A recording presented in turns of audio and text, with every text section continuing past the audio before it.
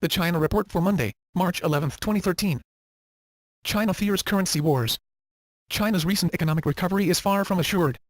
The massive lending figures seen at the beginning of the year appear to be generating more inflation than growth. To concerns about property bubbles, some might add looming stagflation. Clearly the last thing China needs just now is a surge in hot money flows through quantitative easing QE.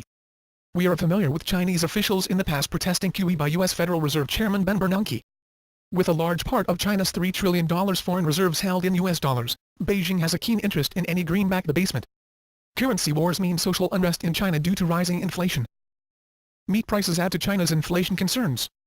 China's consumer price index rose 3.2% in February from a year earlier, a 10-month high, official data released on Saturday showed. The pickup in inflation from just 2% in January was driven by a 6% increase in food costs.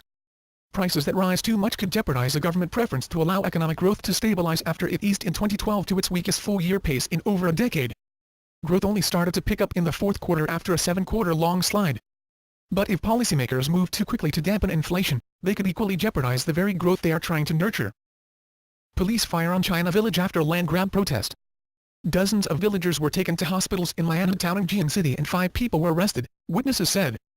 A large contingent of riot police and other security personnel moved into Shangpu village in southern Guangdong province early on Sunday morning, said several residents contacted by Reuters by telephone and on microblogging sites.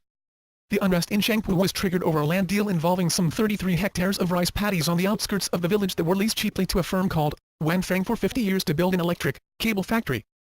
Land grabs are nothing new in China, where many citizens are either paid off or forced off land with no warning. Divorce filings surge in China. Divorce filings have surged like crazy in China over the past week, according to multiple reports. The reason? A new tax on property sales, which seems to have a loophole that lets people get around the tax if they separate from a spouse. The first is that China is trying to curb its well-known property boom.